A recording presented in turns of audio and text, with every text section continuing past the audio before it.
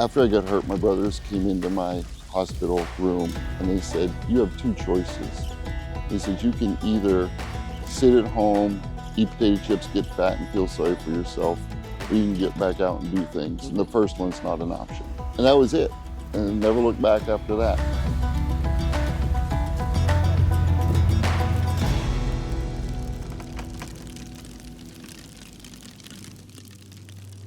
I haven't always been in a chair. I was in an automobile accident when I was 19. I was at the University of Montana in Missoula. I wanted to be a smoke jumper, but I also wanted a degree in forestry to go along with that, because you don't need a degree to be a smoke jumper. But I lived on campus at the university, and it was a Friday night, and I went out with my roommates. We weren't doing anything stupid. We weren't drinking, we weren't racing or anything. We'd just gone through the drive-thru at a Burger King and came through, looped around, and in Missoula, the Bitter Route runs through the middle of town there, and we were 3 miles from our dorm. Speed limit's 25. I didn't put my seatbelt back on. I was in the back of an SUV.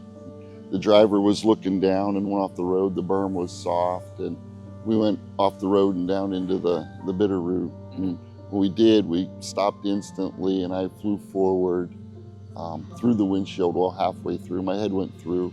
The rest of me didn't. Pushed my head down into my spine, shattered 2 of my vertebrae, C5 and C6. That's not that big of a deal, but what left me paralyzed was a piece of the bone chipped off C5 and severed my spinal cord. Okay. It just cut it completely off, so it's called a complete spinal cord injury. Okay. So I am paralyzed from the upper chest down. I have no movement or feeling. Basically, I have my biceps and I have my shoulder muscles and my neck muscles. And so were you, obviously if you want to be a smoke jumper, you probably were already into going out in the woods and having fun. Yes. So yes. When did you decide that you were going to build an off-road Jeep? Well, when I got out of the rehab center, my dad and my brothers had already had me an off-road vehicle built. It was an old Terrijet. I don't know if you know what that is or not. Steel bodied, it ran off of a 440cc. Yeah. And it drove with a joystick, literally. It didn't work out so well because it was hydraulic and it just took way too much power. Yeah. Just skid steers were just starting to come out, and zero turn mowers. Yeah. So that technology wasn't there yet. So we switched to what's called an Argo. Yeah, I know them well. Yep. Yeah. Amphibious, got me back out on the lake fishing, back out in the woods hunting. We rigged up a tripod system to hunt with and stuff. Awesome. And so now this Jeep has been modified specifically for you to go out and still go four-wheeling. Yes. Yeah. Let's talk to me a little bit about all the controls and what they do. I've gone through, just like the lifting of the Jeep, I've gone through a couple gyrations of hand controls.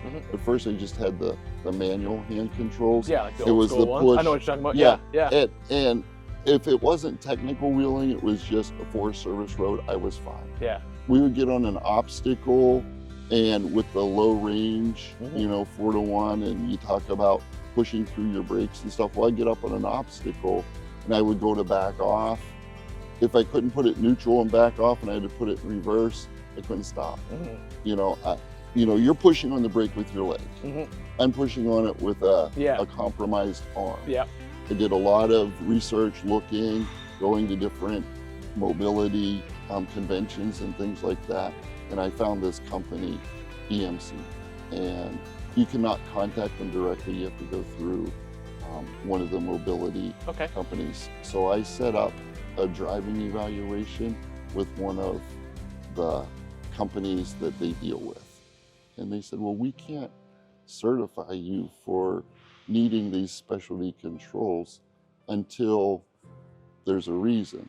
So I told them the reason. And they said, okay, then we can do it. Yeah. There's a reason. Perfect. And my doctor okayed it and wrote a script for it. So it worked. Yeah. And so what these joysticks do is they are completely electronic. And they, like I said, they hook into the OBD2 port of my vehicle. And they give me the ability to drive with applying no more than 4.2 ounces of effort. Really? The joysticks go through a 60-degree range from center, 30 forward, 30 back, No, my steering, it's center, 30 right, 30 left. Yeah. And again, I chose to have 2 joysticks. They do have a dual axis joystick where I could have gas, brake, and steering all on one. But in off-roading, as you know, downhill descents, I let my gearing do the downhill descent for me. So I don't take my hand off of it, but you don't need it. I don't need it. It's there for safety, and I just steer. So that way, I'm not having my hand on the steering and then like bucking, going downhill and things like that. So that's why I chose 2 joysticks. So you go out, you go 4-wheeling in this Jeep, and you know, the reality is we're proving, you know, just because something happens to you in life doesn't mean you have to stop doing what you love to do. So you can get out there and you can still go. You're not backpacking, but you're going 4-wheeling, so you're replacing that, that joy of the outdoors. Exactly. So let's talk a little bit about like who built the Jeep, how did it built, how's East Coast Gear Supply fit in all this? So who helped you basically build this Jeep to the point where it's at right now? Okay, so the build that you see right now was all done by the off-road club that I belong to. I belong to CNC 4x4 out of Raleigh. Yep. They're around 75 members. Right now, the current president, Ken Carter, has a home shop.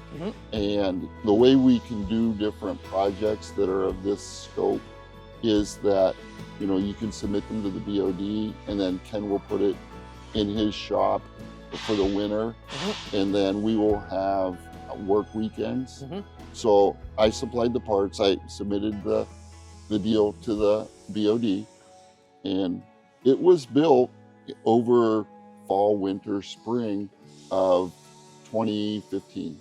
Oh wow, so you've had it for a while now, huh? Yeah. So, you know, we tore the long arm lift that was under it out, took the 35s off, the 44 axles came out of it, all the shocks that were in it, long travel shocks, came out, and we, you know, took it down to the frame and built it up, built it back up.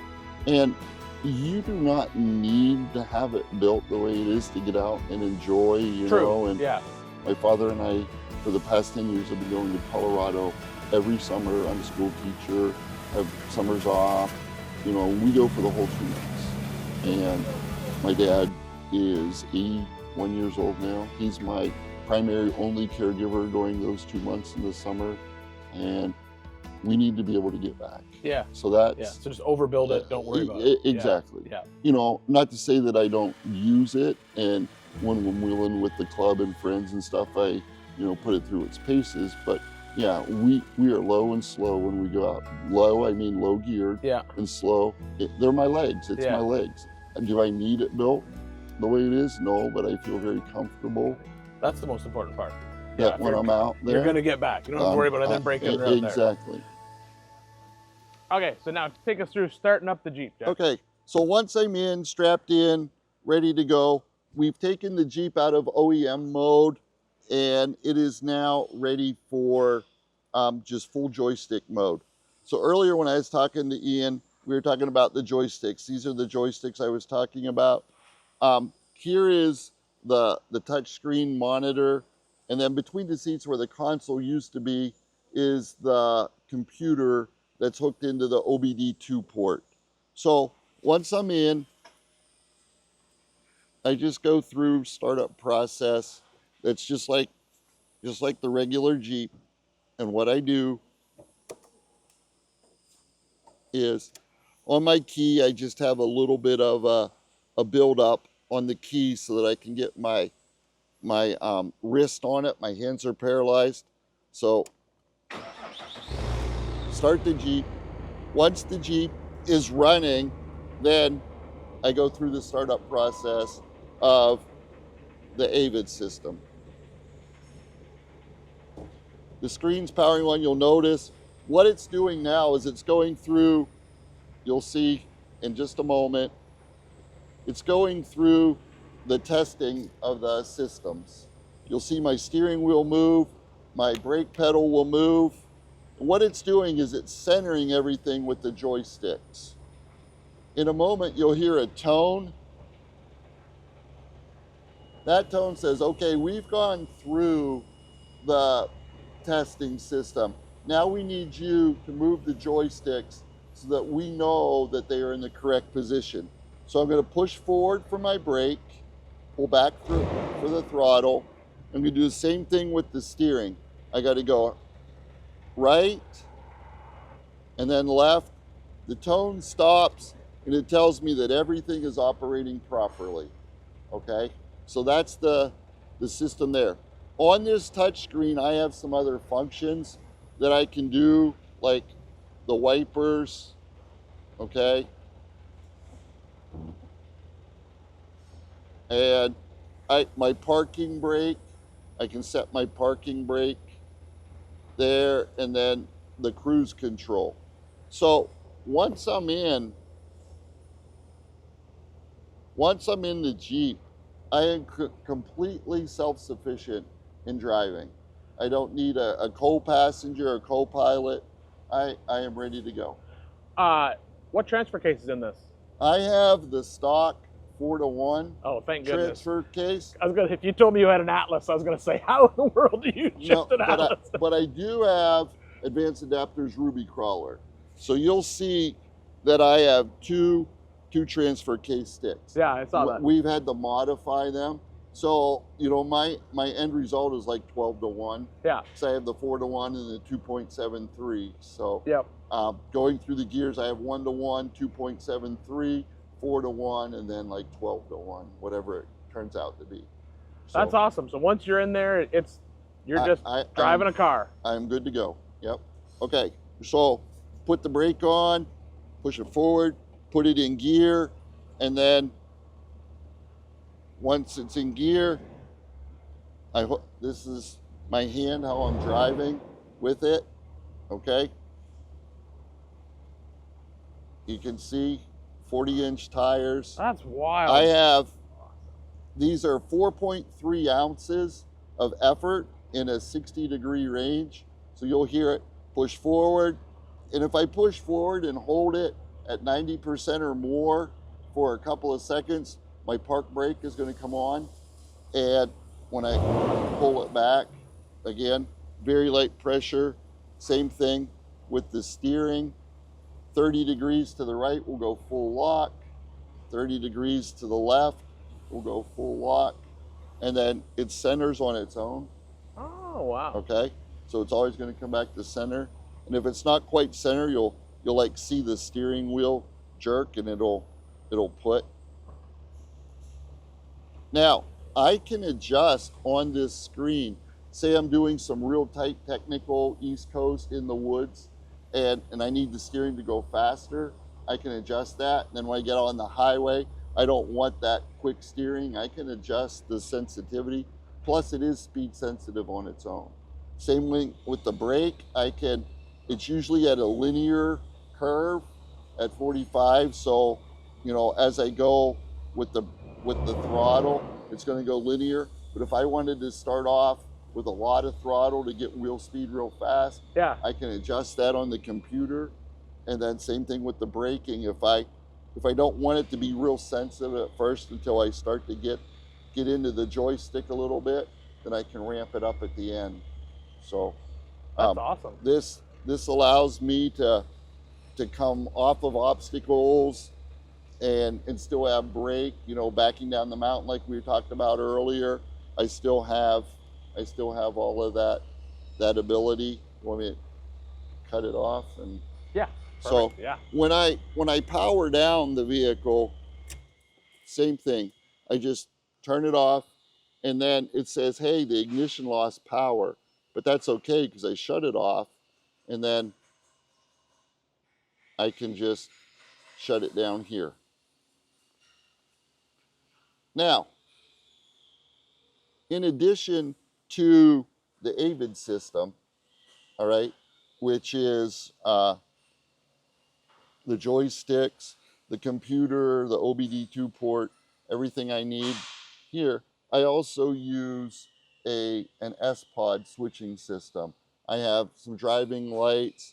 On here, I have my transmission cooler fan, my air lockers. I run ARB air lockers. So I have the compressor and the air lockers on here because it's just real convenient. Everything's in one spot. And I don't have a huge range of motion. Yeah. You know, I can straighten out my arm, but without a tri-step, I can't straighten it all the way. I use gravity a lot for everything. So everything has to be like a cockpit. Very, we've gone through a lot of different configurations, and Dad has spent many hours figuring places to put things so I can reach everything. That's what I was going to ask you. How long did it take you to get all of this figured out and to get it to work? Yeah. And we still move things around. Yeah. And you know, that's like coming up with these shepherd hooks. For my transfer cases, for the longest time, we couldn't figure out how to get them to shift. And just, we have two different lengths. I don't know if you can see it from that side, but we have two different lengths, and we just come up and bent them over. That's you awesome. know, yeah. and my wrist is good, and luckily my biceps are good, so I didn't have to go into like an air actuated or hydraulic actuated transfer case. Yeah. I just hook it on there and I manually shift. And then my dad was real creative on my transmission. What we did is we flipped, you know, they have a thumb lock on them. So I can't push into thumb lock, of course. So what he did is he turned the top of the T-handle around the other way and built this arm, mounted it to the rod, and it comes up past the thumb lock. And I hook my arm in here. See, I can pull in. You can pull the thumb lock. And then my fingers have some spasticity to them, and I can just pull it back. You know? So that locks it in. Yeah. I mean, that pulls in the thumb lock right there, and then pulling back with my bicep. Would change the gear. Yeah. Because of the leverage. I mean, you can see how high up it comes. Yeah. So, and then it's tall enough that I can just like pound it down into first.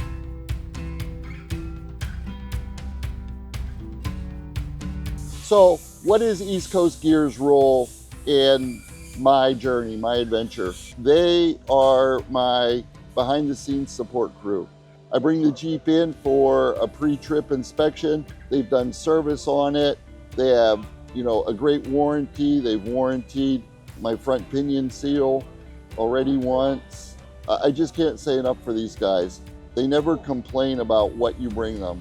It's always like other companies, well, if you would have done this, or you should have done my shop in the first place. It's never been like that.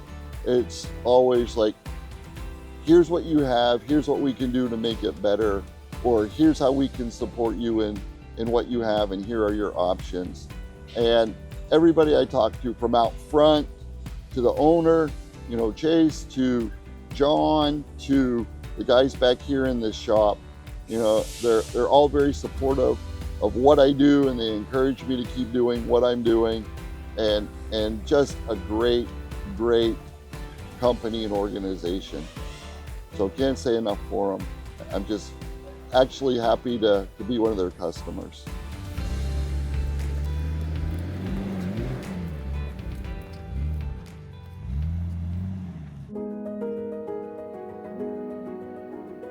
After I got hurt, nothing inside my head changed. I still wanted to be outside. So this allows me to live that and give me that. And that's why keeping the trails clean, staying on the trail, doing the proper etiquette out there on the trail is so important, because without these trails, guys, I'm stuck. Get out there. This Jeep is my legs. This is my way of being back out where I love to be. And the off-road community is so helpful. They're so wonderful. Once they realize that, hey, it's a disabled guy in a chair, what can we do? How can we help? Do you need anything? Or hey, let's, you know, can we wheel with you? We want to see how you do it, what you do. And then it's just a great sense of humanity that the people care so much.